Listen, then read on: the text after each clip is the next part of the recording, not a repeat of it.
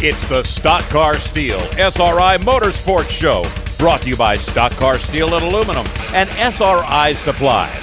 Here's tonight's Speed 77 Radio Race Chaser Online Crew Chief, Tom Baker. Welcome, everybody, to tonight's Stock Car Steel SRI Motorsports Show. Good evening, wherever you are listening to us from. We are coming to you from really all around the country here, or at least all around the East Coast, centered around the Speed 77 Motorsports Roundtable. I am Tom Baker, along with a cast of co-hosts for the evening that will kind of shift in and out just a little bit. With me for this hour, I have a power trio of co-hosts. First of all, of course, Race Chaser Online managing editor and Speed 77 founder and co-producer Jacob Seelman. Jacob, it's Thursday night, and we have a plethora of motorsports guests, drivers, and conversation about all kinds of stuff happening in the motorsports world tonight. When did you learn how to use big words, Tom? I'm impressed. I like that. Mark down a point for the vocabulary category. But no, it's great to be back, and you're absolutely right. Boy, do we have a cast of guests tonight. I think this might be the most packed Stock Car Steel show that I've been a part of since we launched it. I mean, and we're really going across the spectrum. We've got the ARCA Racing Series represented with Frank Kimmel. You've got NASCAR and Daniel Hemrick making his triumphant return to the national level. We've got the short tracks represented, super late models with both John Hunter Nemechek and Tyler Dippel. We've got the modifieds, Ryan Preece, Tommy Barrett. I mean, what more could you ask for? And we basically kicked this off with some of the most high-profile stories too, Tom. I mean, you consider some of the things that these guys have done this year. It's just incredible that you can put them all together, get 2 hours out of it, and get me, who apparently is tripping over my tongue tonight. So I'll work to rectify that for the next little while, and we'll just rock and roll with this. That's what you get for making fun of my vocabulary skills. Kyle Magda from up there in Pennsylvania. Kyle, what's going on tonight, and what are you looking after as we get into this weekend? Yeah, you guys bring up a great point. You know, so many great guests tonight. Looking forward to speaking with Daniel Hemrick and Frank Kimmel. You know, Frank winning 10 ARCA championships and 80 career victories. Definitely going to be interesting to see what his 2015 is in store for him, and, you know, just having so much success that he's had. And, just there's so much racing going on this weekend at Homestead. You know, I mean, I don't know how I'm going to be able to get away from the television this weekend. It's going to be an outstanding weekend of racing, and I'm really looking forward to it. I don't plan to get away from the television this weekend, and maybe the last weekend I get to spend in front of the television for a while. Kyle Souza from all the way up in New England. Kyle, welcome back to the Stock Car Steel SRI Motorsports Show as a regular, and know that you got a lot of things to input tonight with all of the goings on, not only with the modified world, but also with the late model world up north. One of the biggest stories, I'm just going to start with this randomly, one of the biggest stories that I've seen of the entire silly season so far is the partnership that's been formed between the ACT Tour and the Pass North Series. What can you tell us about that, Kuza? Well, good evening, everybody, once again. And, well, Tom, that's something that I've been waiting for personally for a very, very long time. And for anybody that doesn't know, the conference that it went on between the Speed 51 team, the ACT Tour and the Pass team was between to try and help out and make sure that we got most available car count for each of these two races, especially the Oxford 250. The race was moved to late August, the Oxford 250, and the conflict was that the American Canadian Tour had a separate event than the Pass Tour, which was taking away from multiple cars competing. So they came together on an agreement so that they will have separate race weekends throughout the season. So what ends up happening is most of the ACT Tour cars can now go to the Oxford 250. I spoke with Ray Parent this week that told me he will now focus his attention to the American Canadian Tour. Guys like Joey Pole, especially The regular Act Tour guys that have been going for the points are all over this decision time. This is something that the Northeast has been waiting and waiting and waiting for. These two put their differences aside for the better of the sport, and that's something we haven't seen a lot lately up and down the coast, but it was great to see, and I'm excited, especially for next year's Oxford 250. We could have upwards of 65 cars in the back pit gates for the 250. Oh, I would think that's very achievable. Jacob, not only did we have that burst of news from up north with that partnership, but we just had an announcement this week down here in the Southeast about the reformulation, if you will, or a transition from the Cars Pro Cup Series to now what's going to be called the Cars Tour. Now, we'll talk more about that in the second hour, but really interesting stuff that Cars is doing here, basically obsoleting the Pro Cup cars, which are now dead in the water, and going to a series that is actually a two-part series. They have a late model stock series and a super late model series, and they're going to be running both of them together, not in the same race, but both races. Each event's going to have both races next year. A 10-race series that's going to feature a race for the late model stocks, NASCAR late model stocks, and a race for the super late models. Really, really bombshell-like announcement out of the Cars. I think we all expected this was going to be some sort of a late model stock deal, but nobody saw the super late model thing coming. Hashtag E-Trade baby shock face. And actually, for once, I'm going to actually utilize the shock portion of that, because I did not expect this in any way, shape, form, or fashion. And I don't think a lot of the past guys did, honestly, either. From those that I heard from here over the last couple of days since the announcement was made, everybody's kind of looking at everybody going, well, now what? It's one of those things that I'm not sure that we know how it's going to play out until we get to the start of the 2015 season. But as we saw Car Wars played at Charlotte on and off the racetrack, unfortunately, we're going to be seeing Car Wars played now once again, except it's going to be over car counts as opposed to dueling fenders, Tom. So I don't know what's going to happen. It's definitely interesting. The purse structure's there to make it interesting. If Cars can pull this off, a lot of power to them. I'll give them credit where credit's due, but that is just going to be a wait and see in my mind. And Kyle Souza, speaking of wait and see, I want to go to you because we're now waiting and seeing on a big part of your New England news and notes, and it involves the Waterford Speed Bowl. We thought we had a foreclosure, and well, we thought, but I guess the people in charge aren't thinking what we were thinking. Well, this week's New England News and Notes kicks off with, as Jacob said, the Waterford Speed Bowl. So, a couple of weeks ago, a Saturday afternoon in Waterford, Connecticut, we see a foreclosure auction take place. A guy named Bruce Bremer purchases the Speedway for $1.7 and change million. But as as most foreclosures do, it had to go to court. The judge denied the foreclosure auction. I'm not going to go into why, but it was denied. So now the judge is awaiting an official decision on if this is going to go through or it's not. There's a couple of attorneys involved that are going to fight this out in court.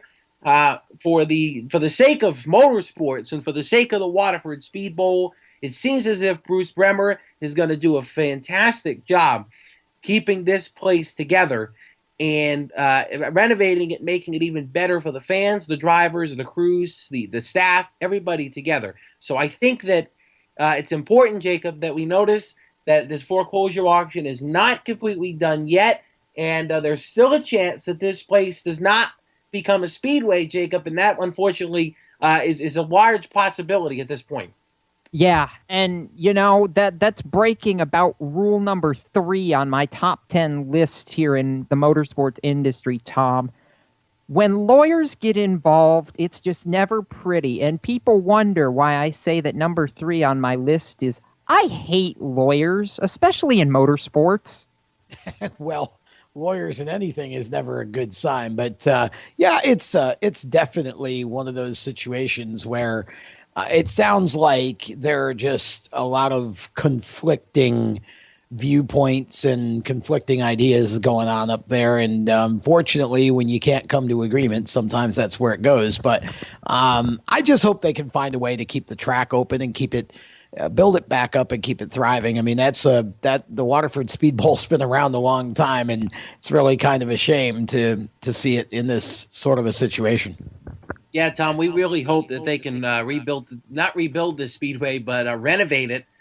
Because there are some changes that need to be made, and Bruce did say he was looking to put a new fencing and grandstand in, so that would be awesome for the track and the competitors, and would help out with some of the safety issues that could be. One more thing in this week's New England News and Notes, the Seacock Speedway announced on Wednesday, that would be yesterday, that the Phil's Propane Triple Crown Series that's been going on for the past 2 seasons will return for a 3rd straight season in 2015. It's a 3-race series for all of the Seacock Speedway divisions with double points and double the energy and excitement on the line. So the Pro Stocks will headline that with 3 65-lap feature events starting in June next season. The only other thing I have from here up on the New England portion is that it's going to snow tonight, so hopefully Mother Nature will start cooperating and this winter will go by fast so we can get back to the icebreaker.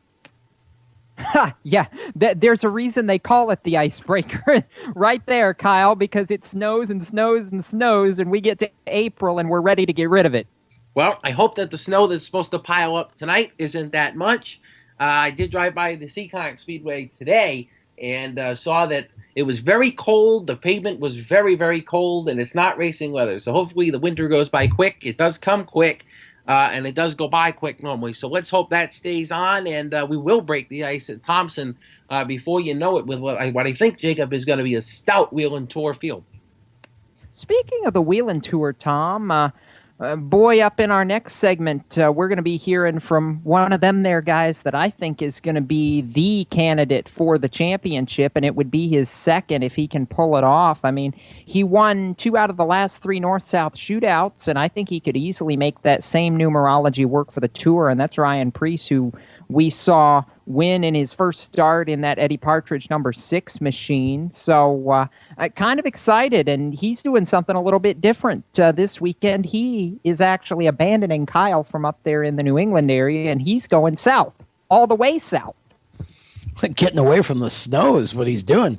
Yeah, of course, running in the Nationwide Series again this weekend for Tommy Baldwin Racing. Ryan's just a very talented kid, and I mean, you're right. He certainly got off to a great start with that number 6 car. I was excited when he announced he was going to be in that car because I really felt like that was championship material. But boy, I really, really wasn't sure what was going to happen right out of the box, and didn't expect him to come out and win like he did so quickly. So, yeah, this is going to be a big weekend for Ryan. I really feel like he deserves to be at the nationwide level right now. I think his talent certainly ought to put him there, but we all know that doesn't always work out as well as you would like. It takes sponsor dollars as well. So hopefully he'll find a way to get an opportunity and catch a break to get up there in the big 3, because I certainly think he's talented enough to be there, Jacob. Oh, I do, and I'm very excited for the fans to hear what he's up to. He's really excited about this Homestead start this weekend, Tom. Just one of those things where you get the right opportunity, the right break, and you just roll forward from there. So I'll tell you what, we can take this opportunity to take care of some business, and when we come back, you guys will get to hear from Ryan Preece, who I know is enjoying much warmer weather than even I am, because it's cold outside here, too, in good old South Carolina. So we'll take care of this business and be back to the Stock Car Steel SRI Motorsports show after this on the Performance Motorsports Network. Hi, this is Jens Scott from Summit Point Kart in Summit Point, West Virginia. If you're looking for a real racing experience on a real racetrack, come out to Summit Point Kart this weekend. For as little as $25, you can get your racing career started. New this year, Summit Point Kart offers the RX 250 capable of over 75 miles an hour. We're open every Friday from 5 p.m. till 9 p.m., Saturday from noon till 10 p.m., and Sunday from noon till 9 p.m. For more information, go to our website, summitpointkartwithak.com, or you can call us at 304 888-725-5270. Summit Point Kart, your East Coast karting center. In the race of everyday life, it's nice to have the green flag. But drivetrain problems are the pits. A fully remanufactured engine, transmission, or differential from Jasper Engines and Transmissions costs less than a new vehicle and comes with a 3-year, 100,000-mile nationwide transferable warranty. See JasperEngines.com for details and get the green flag in your race of everyday life. See the boys at Chandler & Sons Automotive, 45977 Old Ox Road in Sterling. Give them a call, 703-437-7300. Ever higher, never quit. Lofty goals in this age of shoddy quality, corporate indifference, and built-in obsolescence. It's a beacon of light in a crowded field of mediocrity. The way a company is run is an indication of how you, the customer, is going to be treated. You have a lot of choices when you're searching for auto and performance parts online and at the corner parts store. So why should you buy from Excelsior Racing? Because they're simply the best online parts supplier in the business.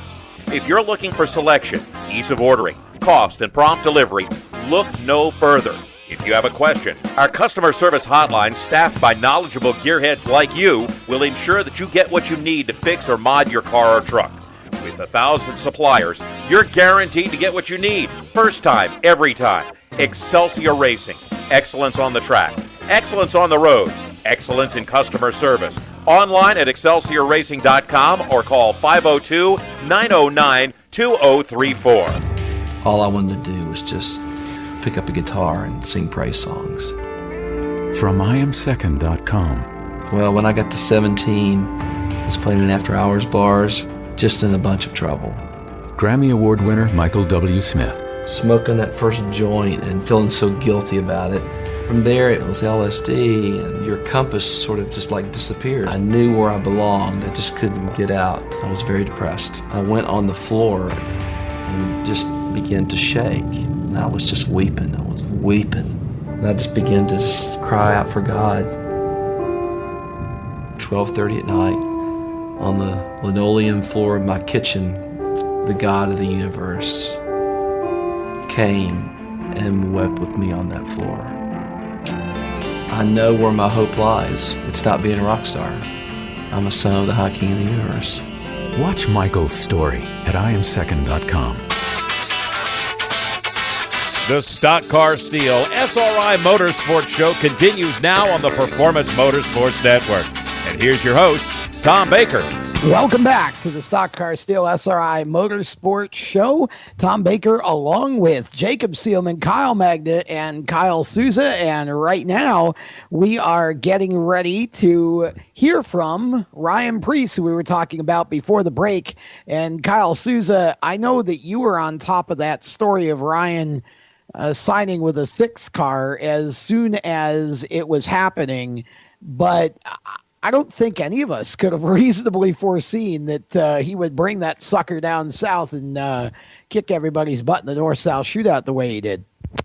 Well, Tom, and I think what he was going to talk to us about here in a minute is this ride was the best opportunity for him to do what he loves, and that is race as much as possible. He's going to tell you about a race that he's going to be competing in next year. He was extremely ecstatic about going to this event. I'm not going to spoil that, but Ryan is excited to race anytime he wants, anywhere he can, and I think that this opportunity for him is going to be extremely accessible down there. He ran well at Caraway, obviously, in the North-South shootout, and this race has been one of the tracks that can really propel somebody to a next season that is extremely big, and I think Preece's next year could be really big, not only with the modified, but with a National Series level, which is still up for debate at this point, but the kid's got some talent, Jacob, and he has been extremely good. He has been, and without any further ado, we're not going to build the suspense anymore. Let's roll the tape and hear from NASCAR Wheel and Modified Tour and this weekend Nationwide Series driver Ryan Preece. Bringing in now one of our modified guests to talk a little of that, a little of NASCAR. Basically, he's been involved in a little bit of everything the last couple weeks. But Ryan Preece, of all the things that you have been involved in this year, this weekend is one of the biggest. Going to be driving for Tommy Baldwin at Homestead, Miami in the Nationwide Series. And I know we talk about the short tracks a lot, but let's talk about this nationwide gig first for a minute, because for you, it's your first start on a 1.5-mile track. You're looking to get approved to run some of the big tracks, Daytona, Talladega, and I know this weekend it's about seat time. It's about bringing the car home in one piece and getting approval to hopefully bring this to the next level. Yeah, I'm definitely excited about going to Homestead and doing a 1.5-mile racetrack, and obviously everything that Tommy Baldwin's done and prepared to get this car ready. And it's a great opportunity, and to have Excel Construction and East West Marine, Dunleavy Truck and Trailer Repair, and Falmouth Ready Mix on its sponsors it's a great deal. So we're looking forward to the race. Hopefully it's a good one for us, and we can get approved for Daytona so we can do some more, and hopefully some more bright and good things to come next year. I know you're looking to make that next leap after this run at Homestead, but I know for it being your first start on a 1.5-mile track, it's going to bring some challenges with it. What do you feel like is going to be the learning curve for you this weekend in Miami? I think a lot of it's going to be more aero stuff when it comes to, if a car is in front of me and taking air off where I need to be, I got to be able to move around. But, I kind of feel like, racing's racing. And, obviously, I got to pay more attention to the air more. But, I race so much that I really think, it's going to be more of just kind of getting used to it for the first session and then just kind of dialing it in from there. And I have all the faith in the world in my Tommy Baldwin guys and my crew chief, Zach. And I feel like we can have a good run and just keep the fenders on it and have some fun. Ryan, for the fans listening tonight, let's talk a little bit about the difference between the preparation that you're going to go through this weekend compared to the preparation that I think you're a little more accustomed to, at least, say at a Thompson or a Stafford with the SK deal. It's a one race, one night deal for you. You're in, you're out. How does the preparation and the couple of days schedule, does it change you at all, or is it the same? No. I mean, with racing, I'm pretty much ready for anything, and it doesn't change anything. I mean, when you get in a race car, it doesn't matter if it's a go-kart, a modified, or a nationwide car. You're going out there to, pretty much get it as fast as you possibly can, and, well, in this case, I would say run good. A top 10 or a top 15 would be really good, but obviously you want to win races as a race car driver because that's what we were born to do. But, it's kind of one of those things where you got to keep respect. You got to race people clean and, kind of just learn the limits of what you can do around you before you can really start attacking it. And, hopefully we can learn that quicker than others and just kind of put a good run together. Talking about putting a good run together, you did that here now a couple weeks ago too, Ryan, and I want to backtrack now for a second, talk a little bit about the North-South Shootout because we haven't had a chance to here on the Stock Car Steel show until tonight. You got the win in a fairly dramatic fashion, had to hold off five-time winner Matt Hirschman for about the last 15 laps. It seemed like he took about every shot that he had at you, and you just didn't give in an inch. Took Ed Partridge and that 6 team to victory lane in your first start with them. I know it's probably sunk in by now, but how big is it for you guys still to have gotten it done in the first start and build that momentum into what I know is going to be a pretty loaded 2015 campaign for you guys? It felt really good. To win our first race out together, that's definitely big, and it sets the bar pretty high. But at the same time, when 2015 comes around, it's a whole new season, and I'm looking forward to going to Turkey Derby with the number 98 curb record, Dunleavy Truck and Trailer Repair, East West Marine, Bono, Kevin Bono and TBR owned Modified and Gary Putnam. But with these guys, this 6 crew, Tommy Grasso and Eddie Partridge and Connie Partridge and the whole TS Haulers team, there's a lot of effort put there, and they want to race a lot. So that's something that I've always pretty much told everybody I want to do. I want to race. It doesn't matter if it's a Monday, Tuesday, Wednesday, Thursday, and so on. It's I just want to be at the racetrack. I want to be racing, and right now I feel like this is going to be my best opportunity to do that. And it makes something. I look forward to going to New Smyrna Speed Weeks with them because they've always been a real dominant car, and I think we'll have some fun. Ryan, how different was it for you? And I'm not sure there was different, but how different was it for you to get to the North Star Shootout a couple weeks ago, look and say, gee, this is my ride. I'm not with the 16. Was it different at all for you, or did you feel right at home as soon as you got to the track? It's I race modified so much that it's just kind of like jumping in a new car. And, a lot of people came up to me and they said, man, it's weird not seeing Ronnie Silk there in the 6th, but to me, it's just another steering wheel and a different color interior. And, I feel like we're going to work really well together and hopefully win some races. But as far as jumping from car to car, Eric Sanderson, he was phenomenal, as a car owner and a great guy and friend. And, he did so much for me. But I'm looking forward to what I have going for next year. And, I've won 18 races in a season, and right now I think I'm at 17 or 18 again this season. But I'd like to try and break into 20s. And to do that, it's going to take potentially a real strong run with that 98 crew at the Turkey Derby, Ryan. That's a race where you've been really good in the past. What makes that event so different than some of the other races that you run during the season, and what makes it so tough to win up there at Wall Stadium?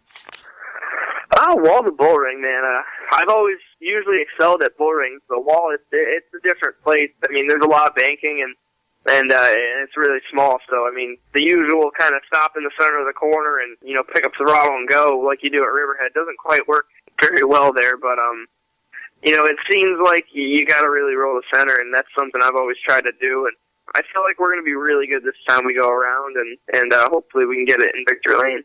And Ryan, I know that's what you're hoping for at the Turkey Derby. Maybe not quite that high of a bar in the Nationwide car, though I'm sure you would take it if the right opportunity were there. What's the goal for you, though, this weekend with Tommy Baldwin and that 36 team? To keep the car clean, finish all the laps, and finish, top 15 or top 10. Every time I get in a race car, I always want to improve. And last year I think we finished 24th or 22nd. We ran out of fuel, but this year we finished 14th at Loudon, and right now I'd like to improve that and just have a clean, solid run. I mean, that's all you can ask for, but it's pretty much one of those deals where you got to take what you can get. But at the same time, I'm a racer, so if I'm in a position where things are really working out for this team and working out for us at Homestead, I'm going to go for it, and we'll see what we got. I know that from you, Ryan, and I also know you can't do it by yourself. You named some of the guys on the Nationwide side. I know a lot of the guys on the modified side, too, have made it a pretty impressive year and are working to make it that for 2015 as well. So any other shout-outs, supporters you want to recognize? Who makes it happen? There's one. Unfortunately, I'm not able to make it to the Thompson Speedway banquet this Saturday, obviously, because the race is a nationwide race, but we were able to win the championship there, and Albert and Kathy Monez, they'll be there, and, I can't thank them enough and that entire crew, and all my other car owners, Bill Park, and the Poolins and Mike McCad, and everybody involved. So, I'm just looking forward to it, and hopefully we just have some good runs here and get ready for 2015 and get some momentum on our side.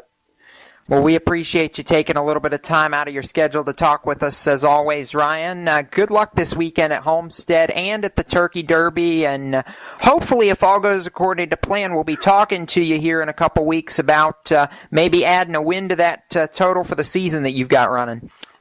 Yeah, hopefully so. We'll see. We're going to take a break here on the Performance Motorsports Network, and we'll be back with more of the Stock Car Steel SRI Motorsports Show on PMN right after this. How would you like to win a brand new Corvette? Larry O's got all the details. WinYourNewCar.com. Enter America's #1 dream car giveaway contest. At WinYourNewCar.com, complete the puzzle the fastest and win a new Corvette tax-free. Come on, stop dreaming, start driving with WinYourNewCar.com. Car problems? You can trust your local Cotman man. Cotman has a 40-year history as a leader in car repair and making happy, satisfied customers. Whatever's wrong with your car, SUV, or truck, Cotman will check it out free using state-of-the-art diagnostic equipment. Don't take chances with your car. Bring it to Cotman and let your local Cotman man show you why they are America's transmission and total auto care experts. Visit Cotman.com to download money-saving coupons. Cotman. Real service, real fast. You know that phone call is going to come at the worst possible time, right at the end of the game. Fourth quarter, fourth down, and 1 yard to go. They're piling up, but you can't watch that. You got to get that car off the road. This could have been prevented if you have taken advantage of Cotman's free TransCheck 21. Here's a chance to have us look at your car and head off any problems that could happen that could interrupt that game. Again, it's a free check. Come see us. See Leonard and the fine folks at Cotman of Manassas, 9113 Mathis Avenue in Manassas. Give them a call at 703-365-7200. Media sales professionals with agency experience. If you're frustrated with your current position, unrealistic quotas, and inept management, if you're a sales machine and you simply will not take no as an acceptable reply, if you're looking for a rapidly growing company with unlimited sales potential for commissions in the hundreds of thousands of dollars, if you're searching for a high-tech, forward-looking, laid-back, but extremely professional organization who appreciate your skills and dedication, we have your next opportunity. Scorpion Radio Group is building a sales team of self-starters who are motivated. Your imagination is the only limit here. Call 717-749-0444 or email us at scorpionradiogroup@gmail.com. That's 717-749-0444 and ask for Sue. Hi, this is Jens Scott from Summit Point Kart in Summit Point, West Virginia. If you're looking for a real racing experience on a real racetrack, come out to Summit Point Kart this weekend. For as little as $25, you can get your racing career started. New this year, Summit Point Kart offers the RX 250 capable of over 75 miles an hour. We're open every Friday from 5 p.m. till 9 p.m., Saturday from noon till 10 p.m., and Sunday from noon till 9 p.m. For more information, go to our website, summitpointkartwithak.com, or you can call us at 304-725-5270. Summit Point Kart, your East Coast karting center. For 17 years, Stock Car Steel has been a leading materials supplier to the racing industry. Now they're also an official motorsports content partner of Race Chaser Online. The biggest names in NASCAR trust Stock Car Steel for all their raw materials, such as carbon steel, chrome moly, DOM, aluminum, plastics, and much, much more. You can't build a race car without the basic materials, and Stock Car Steel is the place to get them. Don't forget to also visit Stock Car Steel's sister company, SRI Supplies, for racing and industry. SRI is your #1 source for all your shop supply needs. Nuts, bolts, rivets, tapes, adhesives, cutting tools, chemicals, body shop supplies, paint shop supplies, lubricants, and more. A well-stocked race shop is a winning race shop, and the road to winning begins with 3 letters, SRI. For more information, visit stockcarsteel.com and SRI-supplies.com. You can also find them on Facebook at Stock Car Steel and Aluminum, or call either company toll-free at 1-888-752-7272. Now, back to more with Tom and the Speed 77 radio crew. It's the Stock Car Steel SRI Motorsports Show on the Performance Motorsports Network. Welcome back to the Stock Car Steel SRI Motorsports Report here on the Performance Motorsports Network. I'm Tom Baker, along with Jacob Seelman, Kyle Magda, Kyle Souza, and Marshall Gabel will be joining us at the top of the 8 o'clock hour. But right now we have our first live driver guest of the evening, and it is a driver who certainly can now legitimately, Jacob, be called an All-American racer. Yeah, for more reasons than one, because he just won what I know he's called and several others have called the biggest race of his career, and glad to have John Hunter Nemechek back with us here on the Stock Car Steel SRI Motorsports Show. And John Hunter, first off, congratulations, my friend, because to win the All-American 400 is a really big deal, and you didn't just win it, you dominated it. You led, all but 6 laps of that race en route to a Nashville Guitar. Did you imagine that it was going to be quite that good? No, I actually didn't. It was kind of surprising when we led 294 laps, but it was a very amazing day for me and my crew members and Dad, and there was a lot of work that went into that race car before we went there. We won the Southern Super Series race in Nashville earlier this year in the spring, and actually got it taken away from us. So we came back and we made sure that we were going to win that race. How big was it for you? You talked about it, the technical DQ back in April. Was it redemption? Is that the word you would have used to describe the feeling when you guys finally got to pull into victory lane and know that this time they weren't taking it from you? I would say that redemption is the right word. As soon as we got disqualified and got back to the shop, we circled the All-American 400 on our calendar and said, no matter what, we're going to try our hardest to win this race. And we barely touched any springs or anything on the car all weekend. We unloaded fast right off the truck and had a very good qualifying run and stayed up front all day. And then at the end, Willie Allen started coming on a little bit. And I was a little bit nervous with about 30 to go, but we got a restart with 25 to go, and I checked out. Let's look at this, though, for you, because now you 100, you move forward, and then you get to go back and get in the truck again. And I know for you that's been a big learning curve, and it's been a successful one, too, I have to say. You've been really close to winning a couple of races. I know it was over for you in Phoenix, but where do you rate that part of your 2014 season? The truck deal was a big part of my 2014 season. I've learned a lot that has transferred over to the late models and everything else I've driven this year. The truck deal was a very successful year. I have to say, we led some laps. We ran up front about every week. And last week at Phoenix, I wanted to win that race so bad. We had a top 3 truck and ended up getting used up and raced pretty dirty there at the end. I ended up finishing 7th. But I can't thank all my guys enough this year. We started out as a brand new team, small team, and we've communicated well.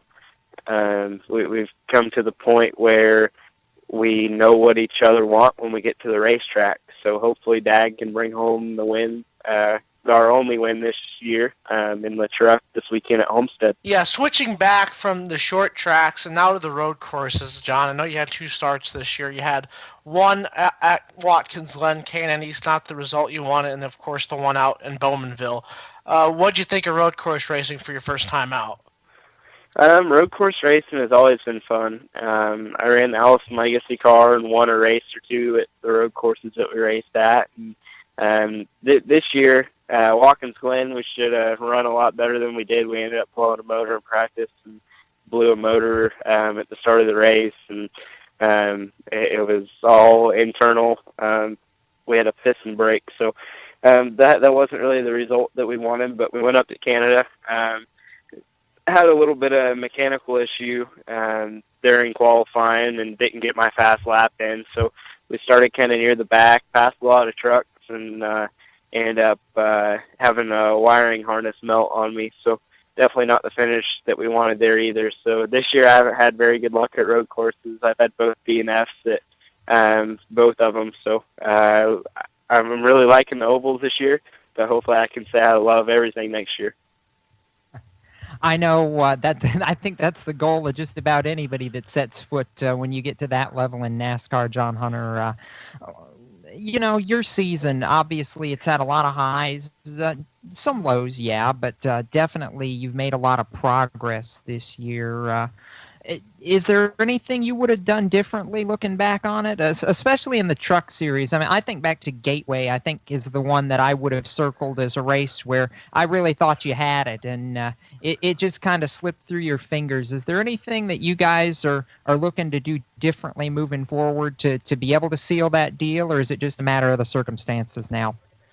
It's a little bit of the matter of the circumstances, but we're going to have a whole different deal next year. We're trying to improve, make everything that we can better in our race shop and throughout our race team.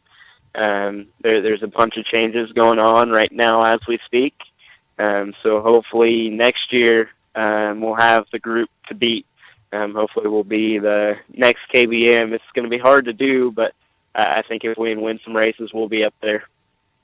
Well, that's what I wanted to talk with you about, because I know that I saw an announcement a week or 2 ago that you're actually going to have a late model team that is going to be a bit of a development type situation. What can you tell us about that, John Hunter? Yes, we are going to have a full-time late model team next year. The driver is going to be Dominique in Wieringen. I think I said that right, but she's raced against us a few times this year, and she's drove her tail off. So Dad has worked with her and her family, and hopefully she'll have an opportunity to win some races with our late model team next year. So I think that we have one of the best model programs in the country right now, and her first race will be at the Snowflake during Snowball Derby week. So we will have 2 Snowflake cars and 1 Snowball Derby car, and so hopefully that'll be a good weekend. Now, how did all that come about, John Hunter, with putting that program together with Dominique? Well, since I turn 18 in June, the plan for me next year is to run as many races as I can, funding depending on that. But I missed 5 races in the spring since I am not 18 to run the 1.5 miles, and I think there's a total of 18 truck races I can run next year. So Dad is trying to keep our late model program going while I'm racing the trucks and try and get some good talent. He kind of wants to keep some young kids coming up through the ranks, and I give it to him for trying to do that. He's a very smart man at what he does, and we're looking for a fully funded driver for next year to come in and try and race our late models for more wins and keep that program going and keep it successful. Real quick, John Hunter, you alluded to it actually when you were talking about Dominique and the Snowflake, but your late model program obviously has done a lot this year with you behind the seat, and I know that's a weekend that I'm sure you guys have circled on your calendar to go out and try to win, because you've had some solid results at Five Flags, and it just seems like it hasn't quite all come together for you down there in Florida. Is that one of the races that kind of like the All-American? You've got it circled and it's going to be coming in guns blazing? Yeah, I mean, when we show up to the racetrack, we're coming guns blazing for every race that we show up to. Our late model program has been very good this year. The All-American deal was a little bit different just because we got disqualified. We wanted to make sure that we went out full bore ahead, make sure that we dominated and knew everybody that we were there.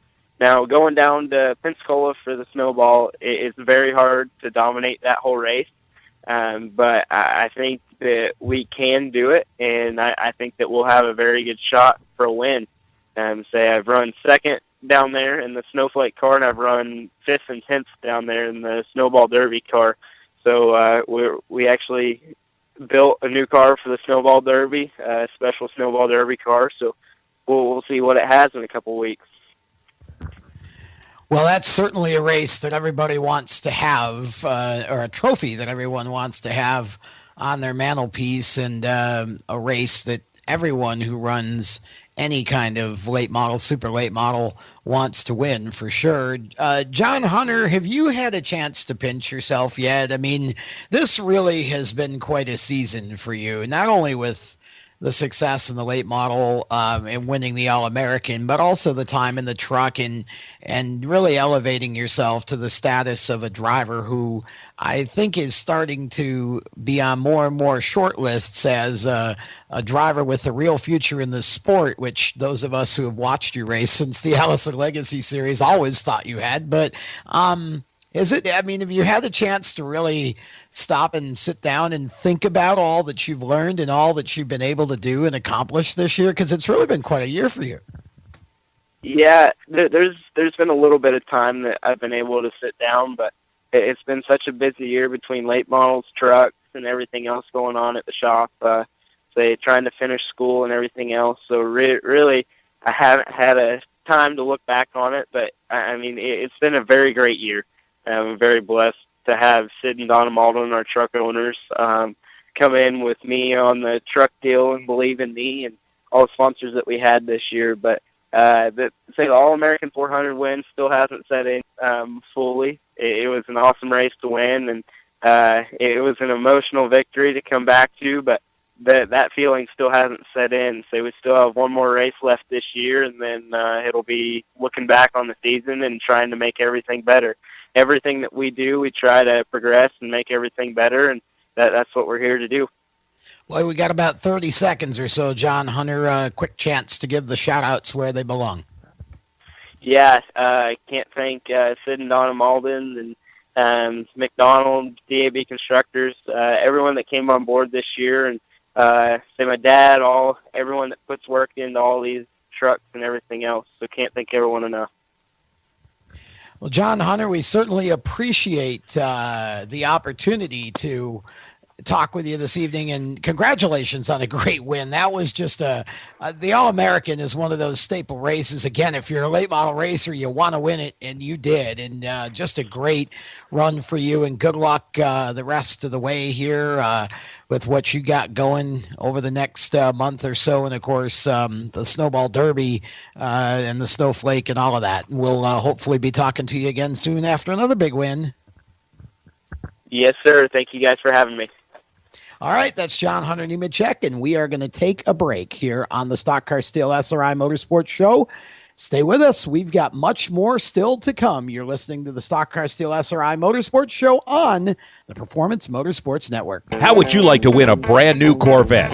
Larry O's got all the details. In the Pits Media is proud to present its newest partner, WinYourNewCar.com. That's right, you now can enter the #1 American Dream Car Contest giveaway at WinYourNewCar.com. Complete the puzzle the fastest and win a new Corvette tax-free, delivered to your door. Come on, stop dreaming, start driving with WinYourNewCar.com.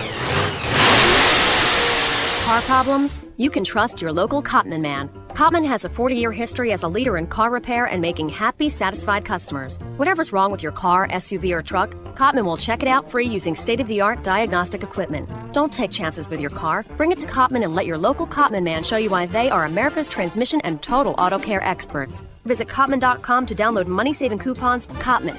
Real service, real fast. You know that phone call is going to come at the worst possible time, right at the end of the game. Fourth quarter, fourth down, and 1 yard to go. They're piling up, but you can't watch that. You got to get that car off the road. This could have been prevented if you have taken advantage of Cotman's free TransCheck 21. Here's a chance to have us look at your car and head off any problems that could happen that could interrupt that game. Again, it's a free check. Come see us. See Leonard and the fine folks at Cotman of Manassas, 9113 Mathis Avenue in Manassas. Give them a call at 703-365-7200. Before a disaster turns your family's world upside down, it's up to you to be ready. Get a kit, make a plan, be informed. Learn how at www.ready.gov. Brought to you by the Federal Emergency Management Agency and the Ad Council. If you're a gearhead, you probably go online to those hot rod superstores, drooling over the chrome and speed goodies until you find just the right item for your muscle car, tuner car, or truck. But what do you do when it comes to fixing the mom mobile? If you're like most do-it-yourselfers, you head to the strip mall parts store and talk to the "Do you want fries with that?" kid behind the counter. Hold on, Bunky. Did you stop to think where those chain stores are getting the parts that you're installing in the vehicle that's used to transport your family everywhere? They get the cheapest suppliers they can find to sell you the parts at bargain prices. Their limited lifetime warranties? What a joke. Remember the last time Mom's car broke down? You heard about that one for weeks. Don't take that chance again. Excelsior Racing has the quality parts you need for your family vehicle. Parts that you can install knowing you're getting the best for your family. Excelsior Racing. Quality parts, personalized service, affordable pricing, fast to you direct. Excelsior Racing. Online at excelsiorracing.com or call 502-909-2034. Hi everybody, this is Getty Lee for RAD. To many of us, drunk driving is something that other people do. Certainly not one of our friends or relatives would do such a thing. When you see someone who's had too much to drink, about to get into a car, urge them to give up the keys and find alternate transportation. Always choose a designated driver. Remember, music lives, you should too. A public service message brought to you by the U.S. Department of Transportation, RAD, the National Association of Broadcasters, and the Ad Council. Here we go with more of the Stock Car Steel SRI Motorsports Show on the Performance Motorsports Network. Welcome back to the Stock Car Steel SRI Motorsports Show. Tom Baker along with Jacob Seelman, Kyle Magda, and Kyle Souza. Jacob, it is already time for our next featured interview. Yeah, it is. And Kyle Souza, we're about to hear from a modified driver who you and I have followed very closely this season. Just 19 years old. He's done a lot this year. And Tommy Barrett, boy, he almost won Rookie of the Year. Not quite, but he did get a pretty nice trophy from some concrete track. Oh, I don't know, some place named Bristol. Well, Jacob, he did. He picked up the win at Bristol back in August, and Barrett really put on a great showing there. He put on a great showing in the Valenti Modified Racing Series amid some controversy back in October. But Barrett's a big rising star and is also going to be having an opportunity that we're going to hear about, and we're going to talk to him about here in a little bit. But Barrett has been extremely, extremely successful with Mario Fiore, who he's attached himself with, and they got a great team in the modifieds, and the possibility of him going further as Ryan Preece is definitely there. Yeah, it is, and he's actually going to talk about it in the interview. So without further ado, let's roll the tape. Tommy Barrett talking about his plans for the offseason. Sitting down at the round table for tonight's Stock Car Steel SRI Motorsports show with the NASCAR Wheel and Modified Tour driver and rookie contender in 2014 who proved a lot, Tommy Barrett. Picked up a win at Bristol, but Tommy getting ready to wind down the season, at least in a lot of respects. But for you, you've still got a lot on the table. And first off, glad to have you back on the show, especially now to talk about a new opportunity for you. You've made this whole open wheel thing look kind of easy in 2014, and I hear something about you deciding that fenders may actually be a fun thing during the off season. What's this about you getting in an ARCA car? Yeah, first off, just thanks for having me on the show again. And yeah, that's what we're looking to do next month. We're going down the test at Daytona in an ARCA car. Me, my father, my car owner Chris Auer, and my crew chief Brad LaFontaine are all going to go down and just, get some experience and get certified and, just take it from there. There's no real plans or anything. We're just going to go and have some fun and, get some experience. Talk a little bit about how the opportunity actually came about. I mean, obviously, we know you've turned some heads in the modified this year, but how exactly did you guys put together this deal to go run the test at Daytona? My car owner Chris Auer, he was talking to the guy that owns the ARCA team, and he texted me one night and said, "What do you think about testing an ARCA car?" And we sat down and talked about it a little bit, and we're just going to go down there, like I said, and have some fun and get some good experience, and just take it from there, I guess.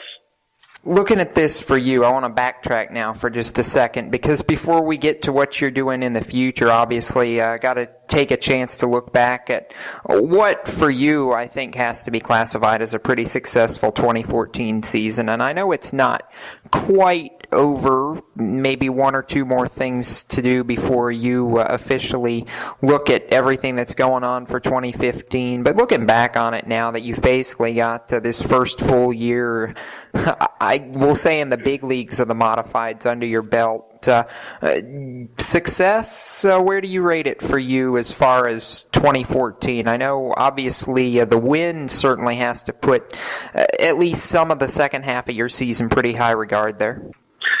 Yeah, it was definitely, the first season on after our Wheel Modified Tour, and, just honestly, as a race driver, you really never have the season you want to have, you always want to win more, and, fortunately, I was, able to get my first win at Bristol, and, I was only win this year, but, it was a big step up and, a big learning curve, and, I got some good experience this year, and I got Brad LaFontaine, my crew chief, still showing me a few things, and we were right kind of where we want to be at the end of the season with, a couple of mistakes, and things just didn't go our way. But, going into 2015, I think we're looking really strong and looking to get some really good results.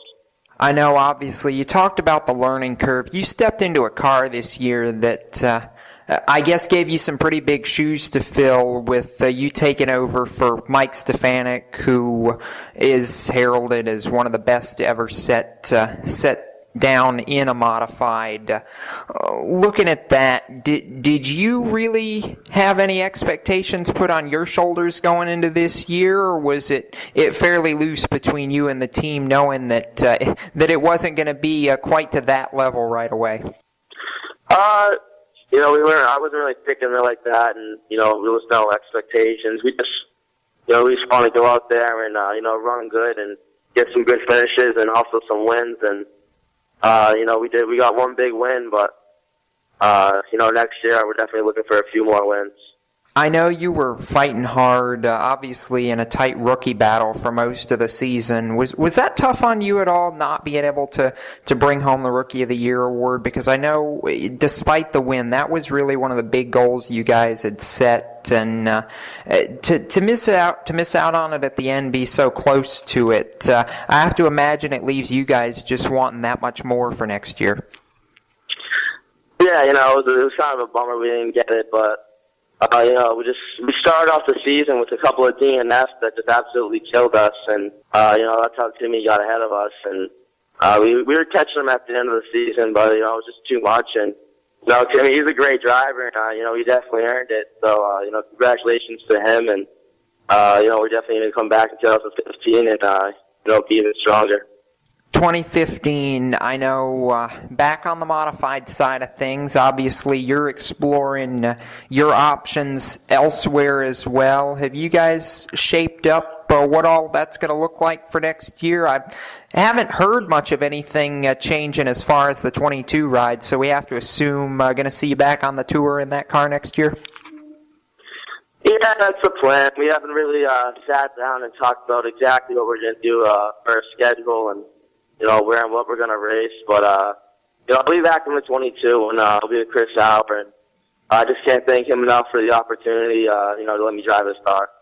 I know it's been fun. Saw you in the 9 that you've driven several times this year as well, a couple weeks ago now, down at the North-South Shootout. And I know that race didn't end the way you wanted it to either, but you were competitive for a long time in that race, and it just seems like if you guys can shake off some of the mechanical bugs and other woes like that have kind of come up and bit you here in the second half of the season, it seems like that's really been the only thing that's keeping you from going on a tear. Yeah, we definitely had some bad luck this year, even at the beginning of the season, half of the season, where, things just didn't go our way. We could have got another win or two, and that's just part of the race, and so we're trying to keep our head up and, work hard this off season. I know Brad's going to have the cars ready to go, and, definitely looking back and getting a lot of wins next year. I think that's one of the things that we've seen characterize you so much this season is the optimism that you've had about all this despite some of the bad luck. And I know you've got a lot of optimism headed towards next season. Is there anywhere in particular that you're looking forward to, hoping to get back to next year when things go green for the new season? So I want to get back to Bristol. That place is like no other, the banking and, all the G-force that's holding me down the car, and especially get my first wheel modified tour victory there. I'm very excited to get back and, hopefully go for another win. I know obviously the wins are a big thing for you, trying to multiply that first win into many more. And, despite everything that may have bit you the second half of this season, still, like you said, really successful. I know that's not possible without a lot of people and supporters behind you, Tommy. I want to give you a chance to shout out to those. So who makes it happen for you and the team? I just can't thank Chris Auer enough for the opportunity to drive his car, and my crew chief Brad and team for making all the adjustments and giving us the awesome setups. Everyone on the crew, my brother Greg Z. Rob, Jimmy Page, Frank Rich, Ted, everybody. There's so many people. Victory Lane Bar and Grill, the 9 car, Robert B. Auer Company, Cape Cod Aggregate, Ferguson Waterworks. I got 2 motor builders, Billy the Kid and Mike Pettit. Billy the Kid, he builds the motors for the 22, and he gives us some awesome steam. And I'm actually on the road right now on the way to Mike Pettit's, on the way to his shop, dropping off the door motor he let us use down at the North Stop. So, I'm just very fortunate to have so many good people behind me, getting the opportunities that I have. And looking forward to see more of those crop up for you, just like this ARCA test coming up at Daytona. And I got to ask you, if that goes well, there's no chance that we might see you in that race in February, is there? Not that I know of. There's no plans. There's been no talk of any of that. So, right now I'm going to have to say no. But I'm just going to go there and hopefully, do really good and have some fun and get some experience, and, we'll take it from there. But as of now, I'm going to have to say no to that. just kind of wait and see what happens, Tommy, as I know you are and we are, but appreciate you coming on again. Looking forward to seeing what comes for you for 2015, and best of luck here in the coming weeks as you get set to start prepping for all that. Thank you. I appreciate it, and thank you for having me on the show. And that's Tommy Barrett, and we will be back with more of the Stock Car Steel SRI Motorsports Show. We have another hour coming up. Stay with us. You're listening to the Performance Motorsports Network. How would you like to win a brand new Corvette? Larry O's got all the details. Enter America's #1 dream car giveaway contest at winyournewcar.com. That's right, winyournewcar.com. Complete the puzzle the fastest and win a new Corvette tax-free, delivered to your door. Come on, stop dreaming and start driving with winyournewcar.com. Do you hear that? That's the sound of America's only sports car. That's right, it's a Corvette. But not just any Corvette. It's your Corvette. It's that who cares if there's traffic part of your day. And this can be you when you come to Cooper Corvettes. With 60 years of Corvettes to choose from, there's always a Corvette in your budget. And they'll service any Corvette you bring in. Cooper Corvettes on Route 1 just north of Quantico and Triangle. Call, click, or visit CooperCorvettes.com. Before a disaster turns your family's world upside down, it's up to you to be ready. Get a kit. Make a plan. Be informed. Learn how at www.ready.gov. Brought to you by the Federal Emergency Management Agency and the Ad Council. On the air, you may know me as the man about motorsports. Actually, I've been the man about insurance for over 30 years. With one call, I can cover your life, health, auto, home, and business insurance. Recently, I saved a young couple over $500 on their annual car insurance bill. No gimmicks and no green lizard. So if you think your insurer is really your good neighbor who is on your side because he is holding your money in his good hands, think again. Call me. 703-631-8000. I have dozens of insurance companies waiting to give you the protection you need and deserve. It may take more than 15 minutes, but you'll receive sound advice, quality professional service, and an honest opinion. That number again, 703-631-8000. Ask for Larry O. Did you know that birthday parties help build confidence in kids? Yeah. Did you know that giving kids less sugar before bedtime helps them sleep better? Oh, totally. Did you know that friendly kids have more friends? Everybody knows that. Hey, guys, did you know that most people think they're using the right car seat for their kid, but they're not? I didn't know that. Parents who really know it all know for sure that their child is in the right car seat at the right age and size. Visit safercar.gov/the right seat to make sure your child is protected. Coming to Tampa Bay, I said we want to win a Super Bowl, and I believe we will. From IamSecond.com. We came close, but never really did win that championship. Former NFL head coach Tony Dungy. At the end of my 6th year, I was fired, and it was one of the biggest disappointments of my life. Next year, I'm in Indianapolis, get to the playoffs, but get knocked out again. And for the next couple of years, it's the same thing. Everyone is saying Colts are never going to win one. And I did wonder, why didn't it pan out the way I thought it would? But I determined that I had to have Christ first, and that everything else came below that, including my own desires. The next year, that ended up being our year to go to the Super Bowl and win it. And it was a wonderful feeling. Every decision I make, I'm going to make it through the lens of Jesus Christ, and He'd guide us to that ultimate victory. Watch Tony's story at IamSecond.com. Time for more of the Stock Car Steel SRI Motorsports Show on PMN. Here's a man who's in great shape. Round-ish shape. Give it up for Tom Baker. Welcome back. I'm not sure what he's saying there. Welcome back to the Stock Car Steel SRI Motorsports Show. I am Tom Baker, and yes, I am in shape, along with my cast of characters who are also in various shapes. Jacob Seelman, Kyle Magda, and now joining us, one of our newer Race Chaser online correspondents, back to the radio airwaves for Marshall Gabel. Marshall, welcome to the program. Absolutely. It's an honor to be back on. I'm looking forward to the next hour. We're looking forward to having you. Jacob, speaking of guys that we have Frank Kimmel ready to come out of the pits and go full throttle with us on the show. We do, and this is a guest that I've wanted to get back on the show live for quite some time. Certainly always a pleasure and a privilege to talk to Frank. Welcome back to the Stock Car Steel SRI Motorsports Show, and it's a welcome back after a season that I know wasn't up to the standards that you guys carry yourself to so many times in the ARCA Racing Series, but it wasn't necessarily a bad season after moving to a new team, getting used to a new situation. Where would you review this season now that it's over with in the books, and what can you maybe learn from this season now that you've got a full year under your belt with Wintron Racing and that whole operation? Well, thanks.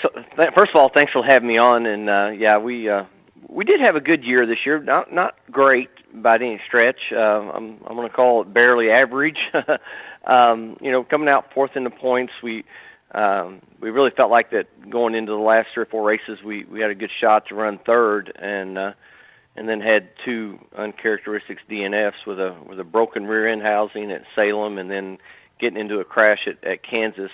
Both with really good race cars that weekend, so it kind of derailed our run at third place in the points anyway. But I don't know. It was a struggle at the beginning of the year. We weren't as good as we should have been. We weren't very competitive, and we were running hard to run in the top 10. And then we had a crew chief change somewhere in the middle of the season, and from that point forward, we really started running much better and qualifying better, running closer to the front. I thought becoming a contender to win again in a very short time, and then we had like I said, a couple mechanical things at the end of the year that was really uncharacteristic. So, it showed some promise in the middle of the year, but we just didn't push it through to the end like we hoped we would, and ended up fourth. So, we'll go from there, and I'm sure with Mark Redd as my crew chief now, and some of the stuff that he learned about me and what I like in the race cars, I think we'll be very strong next year. Talk a little bit about the dynamic with Mark for a minute, because I know we're so used to seeing mid-season crew chief changes, but not necessarily from a team that we're so used to running as well as you guys normally run. What was the reasoning behind the change, Frank, and what was the dynamic like for the second half of this season with you and Mark working together? Because like you said, that seemed to be about the point where things started to turn around. Yeah, at the beginning of the year, I had Jamie Jones as my crew chief, and Jamie and I got along great. He has become a really good friend of mine, and somebody that I look up to, and we had a very good relationship. But for some reason, we just couldn't make the race cars run very fast together, and whether he just didn't understand what I was talking about, or I wasn't saying it in a way that he could understand it, and we just didn't have the success that we wanted, and I really felt like that we would eventually. I just felt like we would keep digging and we would get through it. And when the guys, Kevin Swinski and Nate, talked about possibly doing a switch with the crew chiefs, I really wasn't for it. I told them that I think we'll get it figured out and give us some time. But they felt like their truck program at that time was struggling a bit with Mason Mingus, and they wanted to make a change there to hopefully help his program, and thought Jamie's great with working with young kids, and thought that that would work out well. And then with Mark, with all the experience in ARCA, and Mark and I have raced side by side, with me racing against his cars for a number of years, so he pretty much knew how I was as a racer, and it was kind of a natural fit. So immediately we saw results on the racetrack, and I felt them in the car, and I don't know, again, I think Mark and I were friends before he ever became my crew chief, and we both had a lot of respect for each other,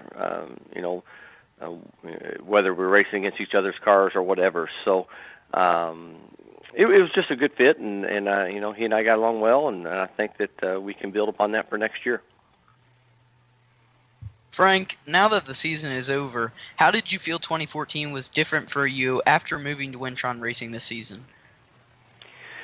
Well, I mean, it was our first year with a new team. The year before we were with Thor Sport, and that was our second year with those guys. And we had a pretty outstanding year with that team, and leading the most laps, and winning the most races, and winning the championship, and also getting our 80th win, there at Kansas at the end of the year. So we had just had a very remarkable year, and a banner year for me, I think. And it was great to get back into championship form and to win the championship like we did. And I think we all felt like that we could continue that right on with Wintron. I just felt like it was going to be a natural progression, and I think everything was going to work out well there. And it just didn't materialize as fast as we thought it would. And I think that our first year that we had with ThorSport, we felt like we would run better than we did at some places, and it just took us a year to get really gelled and really running well. And I think that's the same thing that we had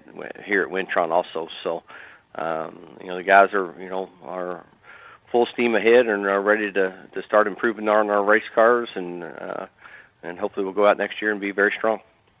I like hearing that, Frank, that you guys are looking full steam ahead and not really dwelling on the bad luck of this season. And that's good, because when this 2015 season kicks off, it brings you back, of course, to Daytona, which, for all the accolades that we talk about to you having in the ARCA series, the championships, the wins, you've still never won at Daytona. Is that something that ever really weighs on you after how many years you've given to the series? And what do you think the chances are that you can finally break that streak in February? Well, it's going to be an interesting year at Daytona. You're right. I mean, that's a win that that I would love to get. That's something I think in the ARCA series that I haven't accomplished yet, and whether I had done all the other success that I had in racing at all, that Daytona win is very special. So hopefully we can get there. But with the new Elmore engine program we've got going this year, where it's a spec engine that we're going to be allowed to run. I think it's going to be the motor of choice because of the way the rules are going to be set up. So that engine is the fastest of the engine programs they have. So it's going to be interesting. I think it's kind of a crapshoot for everybody, because people that have come there in the past that have had power advantages are probably not going to have them. So the engines should be fairly close across the board, and it's going to be a matter of the guys that's got some of the fastest race cars themselves. And we don't know yet how they're going to draft, and we don't know how they're going to pull up, and we don't know if you're going to be able to pass. So it's going to be a really interesting Daytona for us for sure.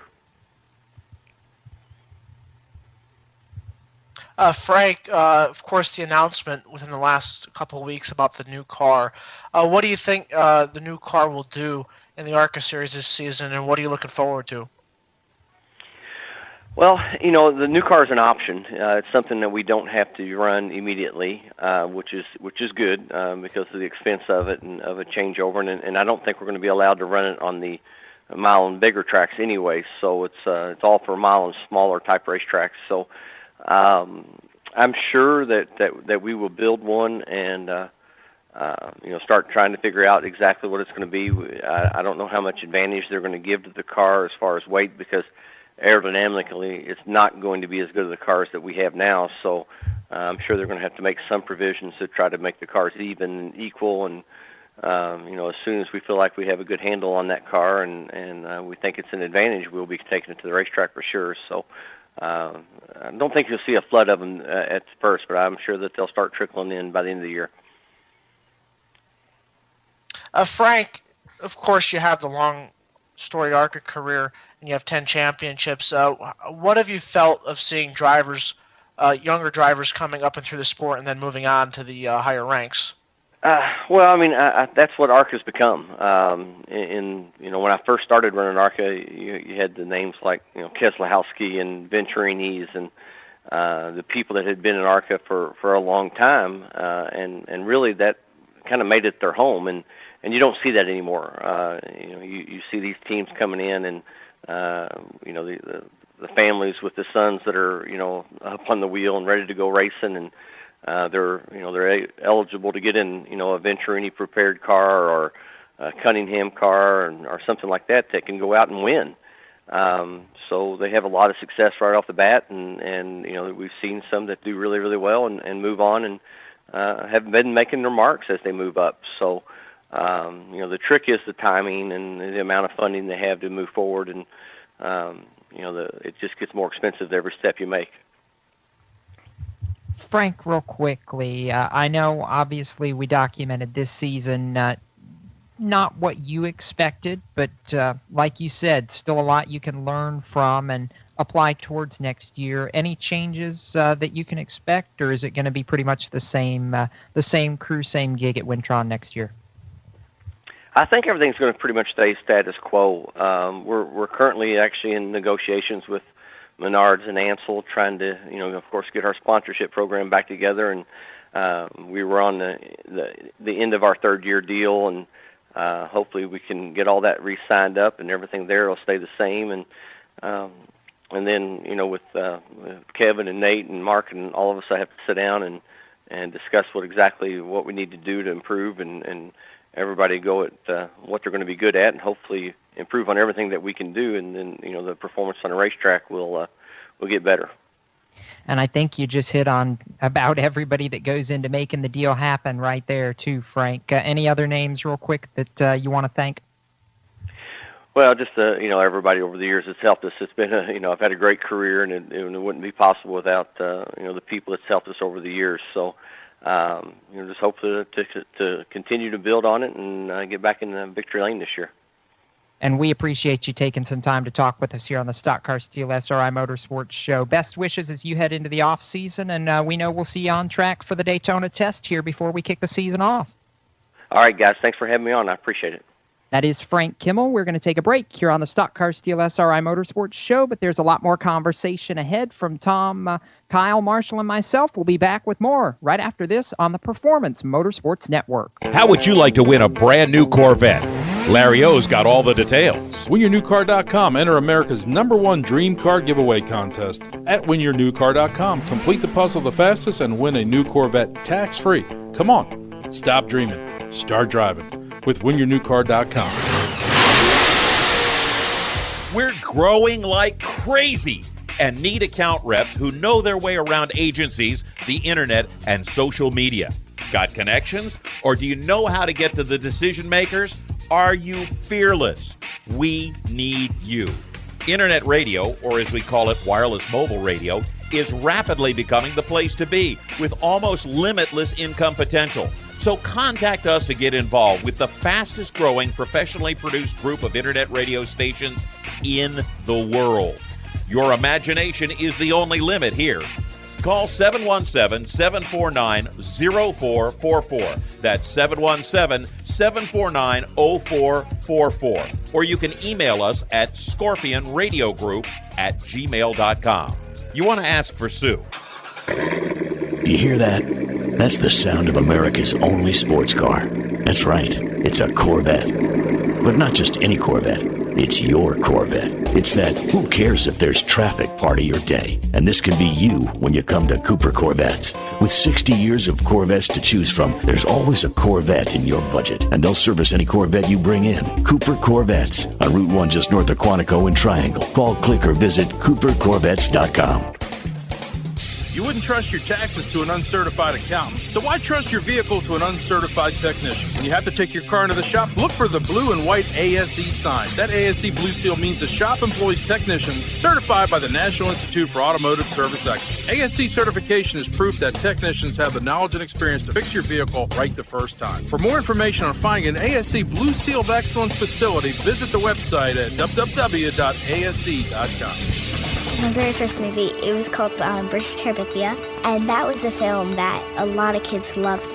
From IamSecond.com. It felt very cool in my heart to know that I did something nice. Actress Bailey Madison. I don't want it to be about me, I want it to be about God.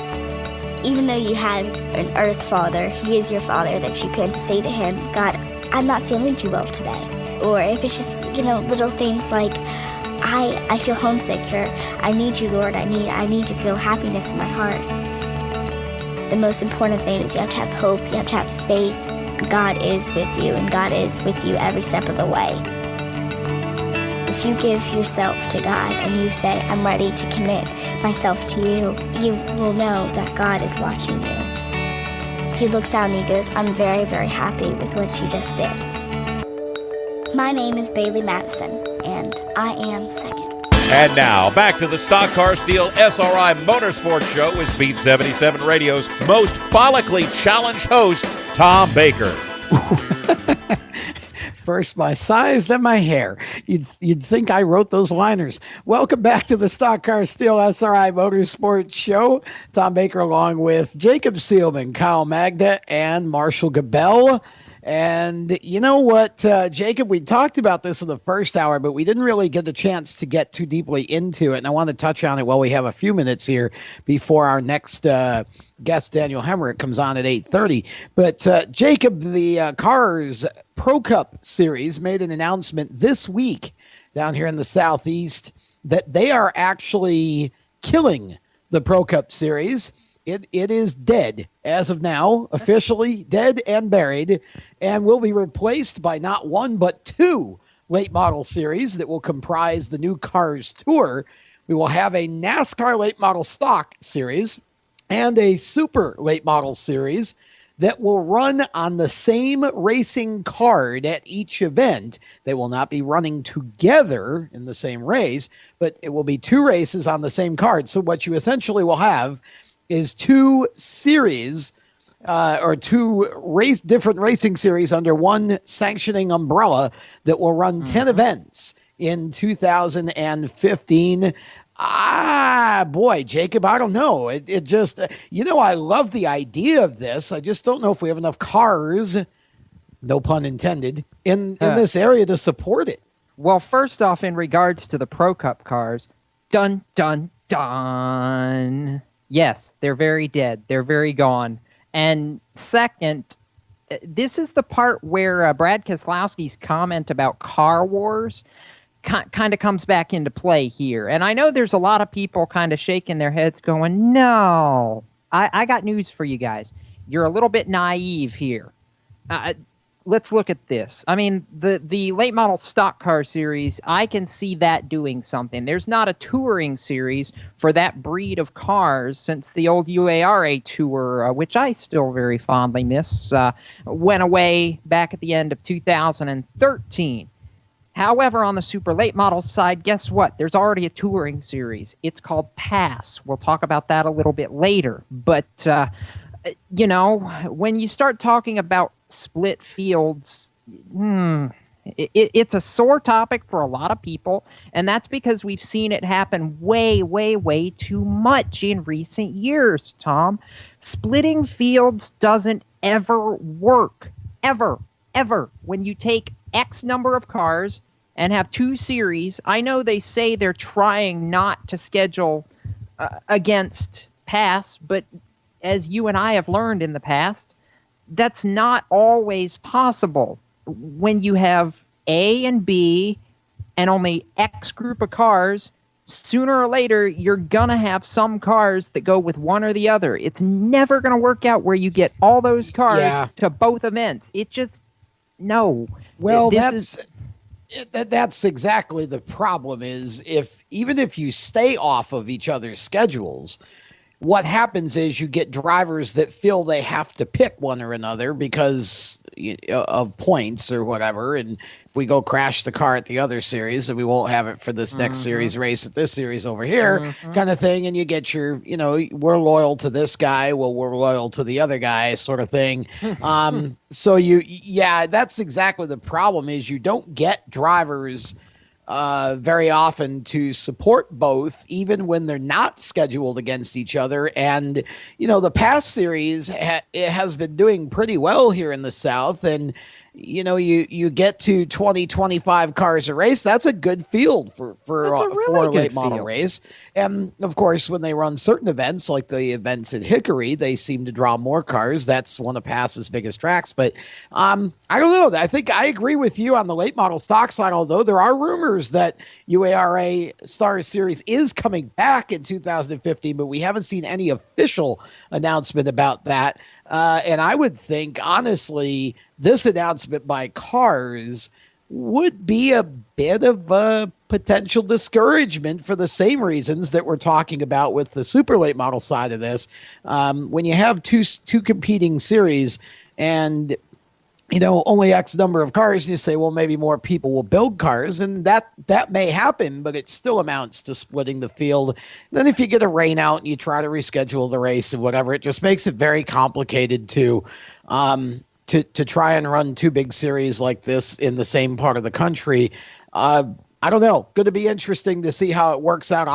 I love the late model series idea. You and I talked about this when they started the last couple of shows of the year, when they combined the late models with the Pro Cup cars as a quote unquote experiment. You had this sense that they were just going to go all evil on on the late model side. And I thought, well, okay, great. We get a late model series. We pay them cars money, for crying out loud. That's about $8,000 a race to win a NASCAR stock late model series touring race. That would have probably drawn about 60 cars a race. And instead, they split that purse into two series and brought in a super late model series. And I really don't understand, Kyle Magda, what they are going to do with all of the, again, no pun intended, it's just too easy, with all of the cars, the old Pro Cup cars. I don't know what next. Yeah, I mean, pretty much, with the two racing series that I know of, the old Pro Cup cars and then the Super Cup cars, the issue you have with that is those Pro Cup cars are not legal to run in Super Cup. So you kind of, like, those drivers like Brian Keselowski, Caleb Holman, they can't go up there and run that series because they're not legal. Well, I think that's a body issue more than it is a car issue. The Super Cups run the old steel bodies. That was the whole reason for that series, was you had a few guys that were just stubborn and didn't want to go to the composite bodies. So they came up with a 10-car series of their own. And, you basically had two series, neither of which is very exciting because they only have 10 or 15 cars apiece when you could have had 30-car fields. Yeah, I think that's just when you throw that in there. But, I mean, the question that brings up, guys, is the whole thing, with the Pro Cup drivers like Caleb Holman and Brian Keselowski. I mean, what's next for those guys? I mean, what do you guys think? Well, I mean, if you listen to Brian Keselowski, and I've not heard anything official, but if you listen to some of the talk, there's rumors that that outfit may end up in NASCAR again for 2015. They're working on some things that could be potentially very interesting. But as far as some of the Pro Cup guys, I mean, you look at Caleb Holson, or Reed Wilson, guys like that, who that's what they've run. They're Pro Cup guys. Yeah, there's no doubt that you got guys like Reed Wilson. Yeah, there we go. Sorry, I you disappeared there for a second. I knew what I meant. I really did. But you look at this and you go, okay, Pro Cup guys with Pro Cup cars that are now completely illegal. I wish, Tom, that they would have gone all, at least let us phase them out for a year, sort of thing. Figured out some kind of a rules package for those cars that would have worked. Just one of those situations where you look at it and you go, well, now what? I mean, I don't know what those guys are going to do, to be perfectly honest. And I think there's going to be a lot of announcements now and a lot of scurrying, Tom, that has to be done through this off season to really make some of that figuring, because this is really late in the game for guys who were planning on using those packages for next year to now completely find out they have to change everything. Oh, no question about it. I mean, that's you take somebody like Reed Wilson, who has a couple of decent sponsors, and and or a Caleb Holman. Those guys, it's not just so easy to turn around and go, oh, okay, we'll race these now. And actually, I don't really know what choice the cars folks had, to be honest with you. I mean, to try to phase them out for a year, I'm not sure how many of those guys would have wanted to run those bigger, heavier Pro Cup cars against the late models and or the super late models. There's really no way to do that fairly. I mean, I think these last couple of shows, when they ran them together, it was basically a hint. that served as a warning shot to the Pro Cup guys, that because there just isn't really enough of them. They were lucky to get 10 at a race for the last couple of years for the most part, and it just didn't have any support, despite the fact that I honestly think it's the best show. I'm really really intrigued by this change, and I hope it works out for everybody. I'm really nervous about the super late model thing. I hope it doesn't create, as you said, a car war sort of scenario. Yeah, I mean, we're all hoping that's not what happens, but there's a lot of people that seem to think that may be exactly what happens, Tom. So basically, the best I can say is we got to wait till 2015 to see exactly how it plays out. And like you said, it's going to be very interesting. So with all that discussion, we are going to take a caution flag here, take care of some business, and when we come back, we're going to talk to a guy who has come out of those same late model and super late model ranks, who is running this weekend down in South Florida. Another one of those guys, Daniel Hemrick, joins us after this to talk about a ride he's got actually for tomorrow night in South Florida. That's up next after these words on the Stock Car Steel SRI Motorsports Show on the Performance Motorsports Network. How would you like to win a brand new Corvette? Larry O's got all the details. In the Pits Media is proud to present its newest partner, WinYourNewCar.com. That's right, you now can enter the #1 American Dream Car Contest giveaway at WinYourNewCar.com. Complete the puzzle the fastest and win a new Corvette tax-free, delivered to your door. Come on, stop dreaming, start driving with WinYourNewCar.com.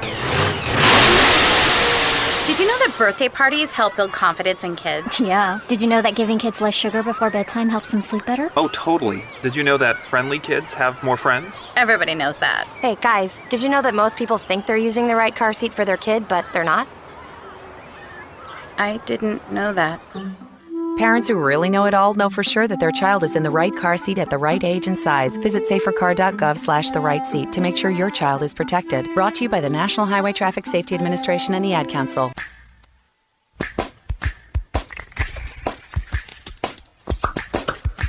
Hands can do incredible things. They made every sound in this piece of music. But nothing compares to using them to help save a life. If an adult suddenly collapses, call 911, then push hard and fast in the center of their chest until help arrives. It's called hands-only CPR, and it's recommended by the American Heart Association. Visit handsonlycpr.org today. A message from the American Heart Association and the Ad Council. Car problems? You can trust your local Cotman man. Cotman has a 40-year history as a leader in car repair and making happy, satisfied customers. Whatever's wrong with your car, SUV, or truck, Cotman will check it out free using state-of-the-art diagnostic equipment. Don't take chances with your car. Bring it to Cotman and let your local Cotman man show you why they are America's transmission and total auto care experts. Visit Cotman.com to download money-saving coupons. Cotman. Real service, real fast. You know that phone call is going to come at the worst possible time, right at the end of the game. Fourth quarter, fourth down, and 1 yard to go. They're piling up, but you can't watch that. You got to get that car off the road. This could have been prevented if you have taken advantage of Cotman's free TransCheck 21. Here's a chance to have us look at your car and head off any problems that could happen that could interrupt that game. Again, it's a free check. Come see us. See Leonard and the fine folks at Cotman of Manassas, 9113 Mathis Avenue in Manassas. Give them a call at 703-365-7200. All I wanted to do was just pick up a guitar and sing praise songs. From IamSecond.com. Well, when I got to 17, I was playing in after-hours bars, just in a bunch of trouble. Grammy Award winner Michael W. Smith. Smoking that first joint and feeling so guilty about it. From there, it was LSD, and your compass sort of just like disappeared. I knew where I belonged. I just couldn't get out. I was very depressed. I went on the floor and just began to shake. And I was just weeping. I was weeping. And I just began to just cry out for God. 12:30 at night, on the linoleum floor of my kitchen, the God of the universe came and wept with me on that floor. I know where my hope lies. It's not being a rock star. I'm a son of the High King of the universe. Watch Michael's story at IamSecond.com. We now return you to the Stock Car Steel SRI Motorsports Show on the Performance Motorsports Network. And here's the guy who lost the hula hoop contest at the last PMN Summer Picnic because he just can't hula hoop. It's Tom Baker. I think I can hula hoop a lot better than Tom can because, well, I'm not no, him. No, you can't. Yeah, let's not go there. But welcome back to two left hips. Welcome back to the Performance Motorsports Network. I'm Jacob Seelman, not Tom Baker, because I actually have hair, Tom, and you know, just one of those things. How do you pay your barber? I mean, come on, there's what, 5 of them there? I get them all at half price. You only have to cut 5 hairs. On that note, let's stop beating you up for 5 seconds and talk about some guy who's got a whole lot more wins, a whole lot more warm weather, I guess, because, he's in South Florida too. What is it with these Legends guys that we've grown up with, or for you followed since you were a whole lot younger and had more hair? What is it with them having all the nice weather and us being stuck up here where it's cold? I don't know. I think we made a mistake somehow. We should have been down in Homestead. We gotta fix that for next year. I think I'm really feeling a PMN live broadcast from Homestead somewhere. Let's get Daniel Hemrick out here and talk with him. Daniel, welcome to the program. And man, buddy, I'll tell you what, it is awfully good to hear that you finally got back into a NASCAR Camping World Truck Series ride, and a good team too. This should be a fun weekend for you. How's it going so far down there?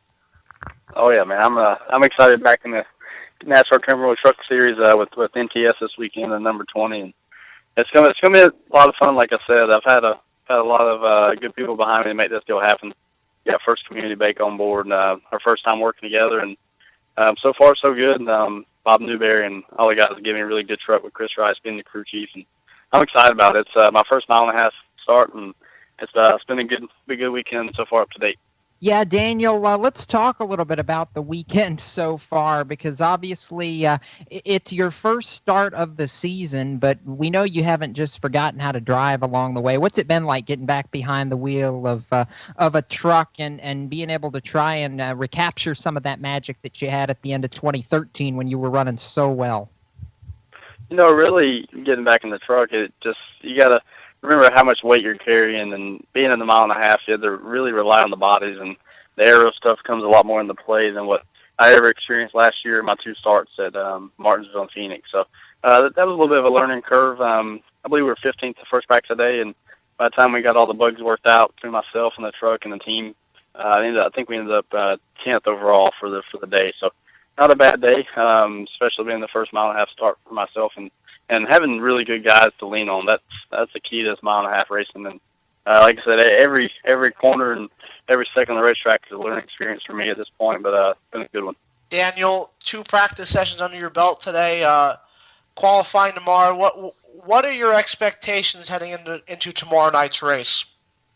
I told everybody since we announced we were going to do this, you want to come out here and go for a win and do it right on the real, honestly, like the real side of things. And you just got to be able to come down here and try to stay on the lead lap, run top 10, and anything better than that's just a bonus. Like I said, I know if we're able to keep the fenders on it all night, run the whole race, and really this whole weekend is based off next year. We can't approach people unless we can guarantee we're approved for Daytona. So the goal down here is to get approved for Daytona. If we can do that, then may have some exciting news coming out in the near future.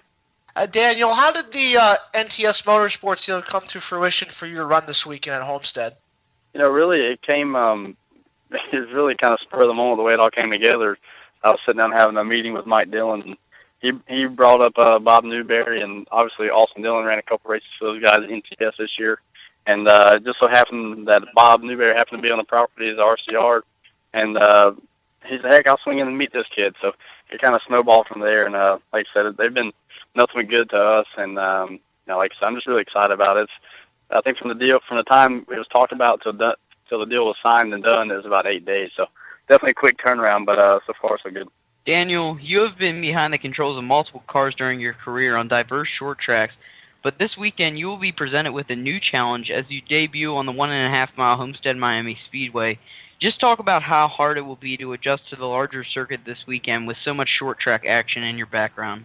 I mean, really the biggest thing is just slowing yourself down. Everything I've ever grew up racing, from the super late models to the even all the way back down to like go-karts or legend cars, it was just, you had one thing in mind, and that was to be on the bottom and straight up off the corner, where Homestead immediately, about 3 laps into a run on older tires, everybody runs right up against the fence, and you really got to slow your hands down.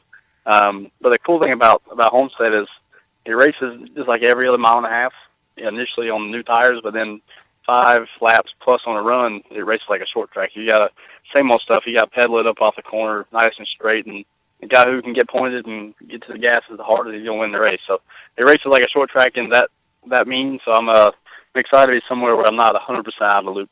Now, flashing back to the short track routes, next month you will compete in the Snowball Derby at Fly Flag Speedway, and with all the huge names in that race like NASCAR Nationwide Series champion Chase Elliott and Camping World Truck Series driver Eric Jones, how much do you think a win in that illustrious race would benefit your career?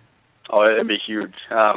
And really, I mean, for my career, it definitely would be, but honestly, just for how much I felt like heart and soul I put in that deal the last couple of years and came up short or had happened. Everybody at Carson Motorsports has worked their tails off for the last 2 years running every Blizzard race down there, trying to prepare for that one race. And I really think our notebook over the last 2 years has continued to get bigger and bigger on that racetrack, and that race especially being a long-distance race. We've really excelled in those this year as far as putting ourselves in position to win those races. So I'm excited to go back there. We won one of the last Blizzard races there at Pensacola, and there's definitely a good note to end the regular season on heading into the Derby. Well, I mean, Daniel, you look at this. Obviously, you said the long-distance races. You won the Redbud 300 earlier this year, and you've been close at the Derby a bunch. I mean, it's just been a little bit of bad luck, it seems like, that's kept you out of victory lane in that event. Just one of those things. I mean, we talk about how much it means to win. We all know how much that race means to win. But for you, how tough has the heartbreak been of knowing that every year you've been down there, you've had a car capable of winning, and just one circumstance or another has kept you out of being able to contend over the final 50 laps? You know, I'm not really sure if it's heartbreaking or eases the pain a little bit, because, you know, a lot of times you go to these racetracks, and especially in the Deep South, you just hope to be fast enough, where I feel like even going into this year, we feel like we know we have speed. It's just a matter of putting together 300 solid laps. And, you know, I tell everybody there that makes the Derby is going to make mistakes. If the guy who minimizes the mistakes, the team that minimizes mistakes the best, that's going to be your Snowball Derby champion for the year. So that's the goal, to go down there, minimize our mistakes, and you just got to be on point. There's no way around it. And like I said, the guy who does that, he's going to be the one holding the snowball up. It seems to be that's the task, no matter where you've gone this year. Most of the events you've been in, it's about minimizing mistakes to take home a trophy, and I know that's what you're going to be focused on at Homestead tomorrow night as well. What do you feel like your biggest challenge is going to be once you guys take the green flag? I mean, I feel like, honestly, the biggest challenge is going to be figuring out how the air works. You know, having somebody driving on your quarter panel and take the air off the spoiler, and you know, not getting too tight in traffic. You know, all the little stuff that 90% of the field has a lot of experience with. So I'm definitely have a lot of learning to do when they drop the green flag. But hopefully by the halfway point, I can learn as much as I can and get ourselves in position to hopefully contend for a good finish. I know you want to just get that good finish so you can be approved for Daytona, and I know obviously it's things in the works and you can't tell us a whole lot yet, but what's the goal for you looking to 2015? Do you feel like things are in position now better than they have been in past years for you to maybe finally get the break that you need? I really like to think so. You know, everybody stood behind me for years and years, and really hope to get the opportunity to race on the national scene at a partial of the full-time schedule. And if nothing else, we're hoping to do a minimum of 3+ races. Could be half, could be a full year. So it's all kind of see how it pans out in the next month or two. And no matter how it goes down, I'm just really excited about the opportunities that are here, that are put in front of me. And like I said, just everybody keep having faith and something to work out soon enough. That's good news. That's good for those of us who have gotten to follow you the last couple years to be able to hear. I know we've been hoping for that, Daniel, and I know you're very much looking forward to it. As you look back on this year, what stands out to you about your whole 2014 season? Really just the ups and downs. You know, we ended 2013 with the Southern Super Series Championship, went to the Derby. Like I said, had fast race cars, didn't have the finish I feel like we deserved, and from there went to the Rattler 250 and just came up short there, and it was like up and down. Then we won a couple races, lost a couple races, won the Redbud. Man, it's just been such a roller coaster ride. But I feel like here at the end, the roller coaster has been going uphill, and we're just trying to ride the momentum out to the Derby. And I know if you can ride the momentum this weekend and through the Derby, that's exactly the goal right there, Daniel. You've met a lot of them. I know you can't do it by yourself. Here's your time, as you know we like to do, to give the shout-outs, thank yous. Who all's made it happen for you this year? Oh, man, so many different people. I like to start off by saying thanks to everybody just along the way that's believed in me and put me in this and give me faith to put me in a situation to end up at Homestead here this weekend with NTS and First Community Bank, obviously here, but everybody in the past as well, Latigan Motorsports, Wade Demas, like Dan Snyder, the list goes on and on. There's a lot of supporters that don't get the mention they deserve, being Fluidine, Chevy here this weekend, Bell, Sparco, just many, many people, man. I'm just so fortunate to be in this situation and be able to race cars on weekends. It's not a bad life. No, it's certainly not. And as you always say, head down, fin up, my friend. Looking forward to seeing how it plays out tomorrow night. All the best from the whole crew here. We're looking forward to seeing what you can do in that NTS truck. And hopefully we'll have you back on the show before Daytona to talk about what you are doing for 2015, because I know we're excited to hear about it, as are you. Yeah, guys, I really appreciate having me on. That's Daniel Hemrick, and looking forward to seeing what he does tomorrow night. That race can be seen from Homestead, Miami on Fox Sports 1. We are going to take a caution flag right now on the Stock Car Steel SRI Motorsports show and get ready to wrap it up with a little more super late model conversation from the past world. Have Tyler Dipple join us right after this. You are listening to Speed 77 Radio's Stock Car Steel SRI Motorsports show right here on the Performance Motorsports Network. How would you like to win a brand new Corvette? Larry O's got all the details. Enter America's #1 dream car giveaway contest at winyournewcar.com. That's right, winyournewcar.com. Complete the puzzle the fastest and win a new Corvette tax-free delivered to your door. Come on, stop dreaming and start driving with winyournewcar.com. We're growing like crazy and need account reps who know their way around agencies, the internet, and social media. Got connections? Or do you know how to get to the decision makers? Are you fearless? We need you. Internet radio, or as we call it, wireless mobile radio, is rapidly becoming the place to be with almost limitless income potential. So contact us to get involved with the fastest growing professionally produced group of internet radio stations in the world. Your imagination is the only limit here. Call 717-749-0444. That's 717-749-0444. Or you can email us at scorpionradiogroup@gmail.com. You want to ask for Sue. So you finally arrived at the sweet spot in your life. The kids are raised and gone. You have free time, and it's finally time to do something for you. If you've ever considered owning a Corvette but have been putting it off for years, now is the time to act. Isn't this the time to finally get that Corvette you always wanted and drooled and dreamed over? Well, grab the little lady by the hand and take her to Cooper Corvettes. They're conveniently located on Route 1 just off of I-95 and just north of the Marine Corps base. They have lots of pampered and well-maintained Corvettes in inventory, and if they don't have what you want, they'll find it. From classic Stingrays to modern-day cars, Cooper is your one-stop shop. And speaking of shops, they service what they sell. And even if you didn't buy a Cooper Corvette, they'll service your Corvette anyway. Become part of the Cooper Corvette family. Call them at 703-445-1483. That's 703-445-1483. And on the web at coopercorvettes.com. That's coopercorvettes.com, American pride and countrywide. You wouldn't trust your taxes to an uncertified accountant, so why trust your vehicle to an uncertified technician? When you have to take your car into the shop, look for the blue and white ASE sign. That ASE blue seal means the shop employs technicians certified by the National Institute for Automotive Service Excellence. ASE certification is proof that technicians have the knowledge and experience to fix your vehicle right the first time. For more information on finding an ASE Blue Seal of Excellence facility, visit the website at www.ase.com.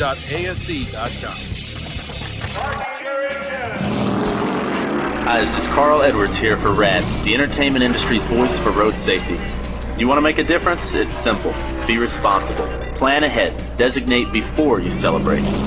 Friends don't let friends drive drunk.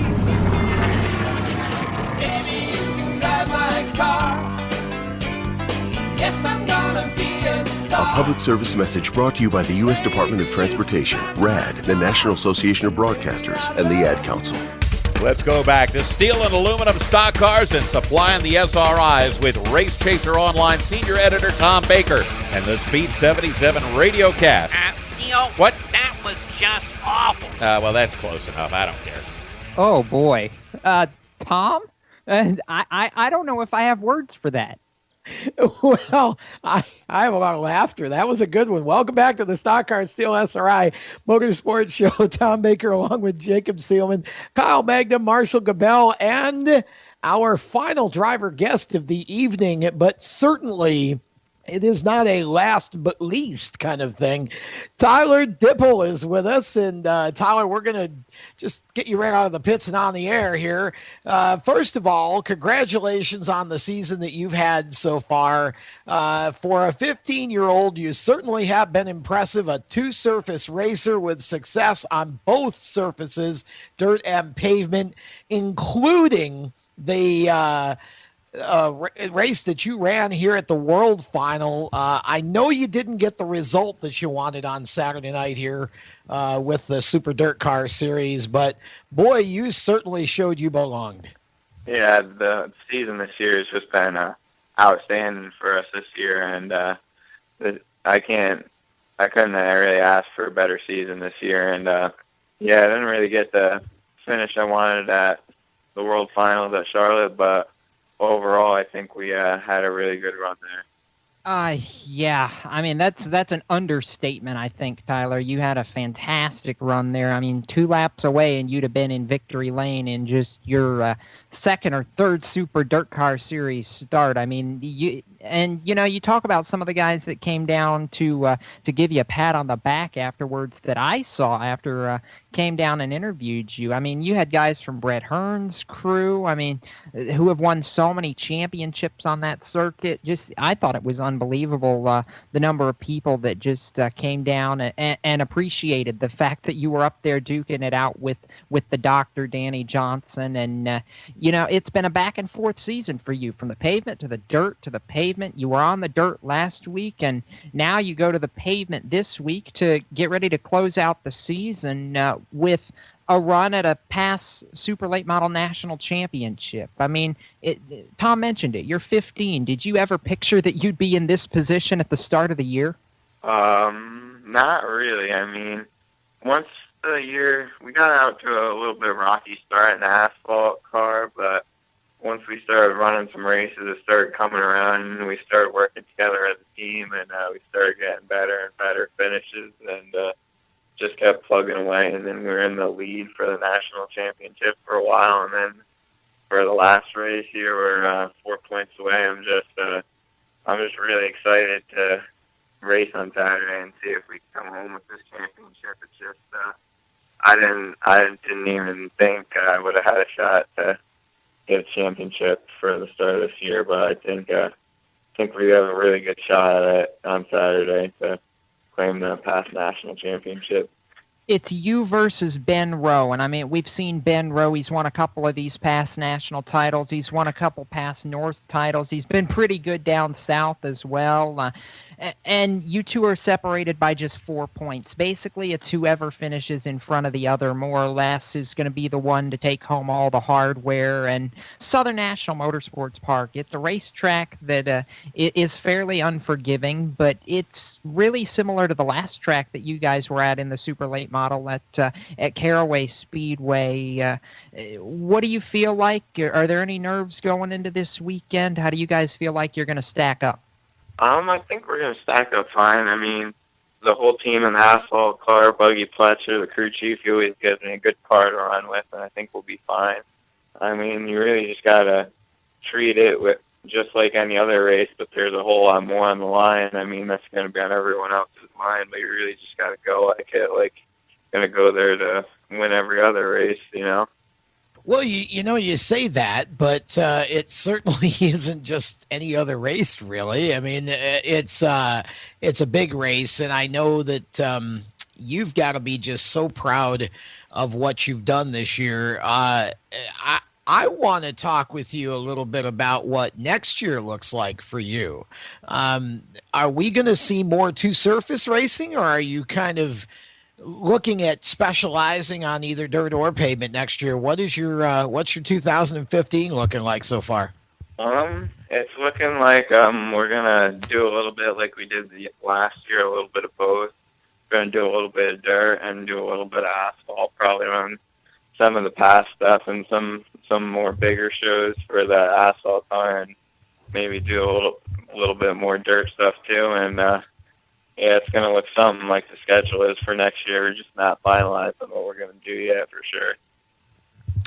Well, it's certainly been a fantastic season for you. And if anybody didn't know who Tyler Dipple was before the season started, they certainly ought to now if they're paying any attention, regardless of whether you're a dirt fan or a pavement fan, for sure. I know you don't do this alone, though, so here's a chance to give some shout-outs and thank yous to the folks who help you out. I'd like to give a shout-out to Tycar Trenchless Technologies, DNA Concrete, my mom and dad, Buggy Pletcher, Glenn Sullivan, Matt Hearn, and the crew that helps me get to the track every week, and all the people that support me at the track. Well, Tyler, it's definitely been fun to watch you come out of your shell this year, for sure. We really enjoyed watching you in the asphalt car, and then again here at Charlotte in the dirt car during the World Final, and certainly wish you the best of luck as you close your season, and looking forward to seeing what 2015 brings for you. Thanks for being on tonight. Oh, yeah. Thank you for having me tonight. All right. That is Tyler Dipple. And boy, if you want to look him up on, just do a Google search for Tyler Dipple, Dippel. This is a 15-year-old with a very bright future in this sport. Jacob, certainly, this is really a pretty amazing young man, and you and I have spent a lot of time tracking his career this year and watching him race a few times as well. I think we're going to be seeing a lot more of him, and quickly, as he gets a little older.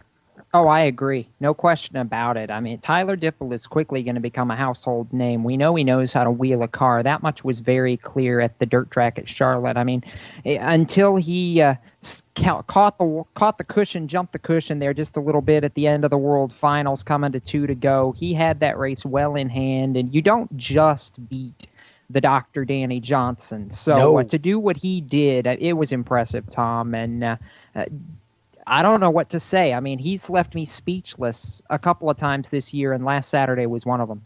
Yeah, he's certainly not afraid to hang it out either. I mean, you watch him in the asphalt car, and a lot of times he's half as sideways as he is with a dirt car, for sure. All right, guys, we've got just a couple of minutes left here. Kyle Magda, final thoughts from you. What are you looking forward to this weekend? I know we're all keeping our eye, obviously, on the Sprint Cup race. Final four, man. Yeah, I mean, it's all the stakes are on the line right now. It doesn't matter about bonus points for who leads the most laps or any of that. Whoever finishes first out of those four is the champion. So a lot to look forward to this weekend. This is probably my second most anticipated weekend of the year.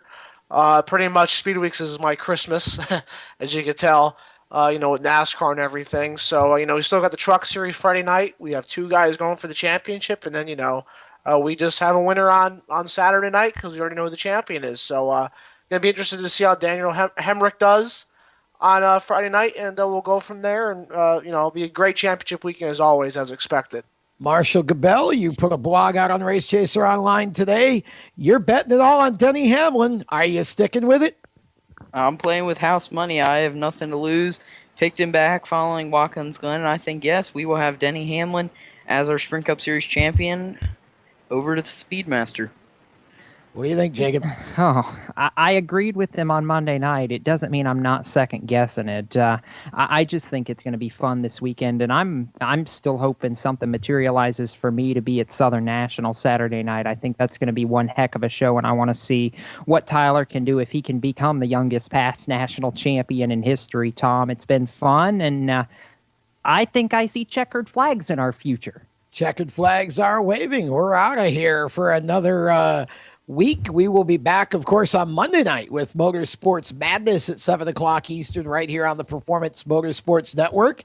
And again, next Thursday for the Stock Car Steel SRI Motorsports Show. Our thanks to Chase and Jim and all of the folks, Danny and everybody at Stock Car Steel and SRI Supplies for helping us out and working with us on the show here. And our thanks to all the folks at the Performance Motorsports Network as well. Until Monday, we wish you a safe and happy racing weekend wherever you are watching races this weekend. Be sure to enjoy it. We'll be back on Monday night with Motorsports Madness right here on the Performance Motorsports Network. So long, everybody. You've been listening to the Stock Car Steel SRI Motorsports Show on the Performance Motorsports Network. Tonight's show is brought to you by Stock Car Steel and Aluminum and SRI Supplies. For all of your racing needs, visit stockcarsteel.com and SRI-supplies.com. Keep up with the latest motorsports news every day on Race Chaser Online. The Stock Car Steel SRI Motorsports Show is a copyrighted production of the Performance Motorsports Network. www.performancemotorsportsnetwork.com. A member of the Scorpion Radio Group, Inc., and may not be rebroadcast, replicated, or saved in any media without the explicit written permission of PMN.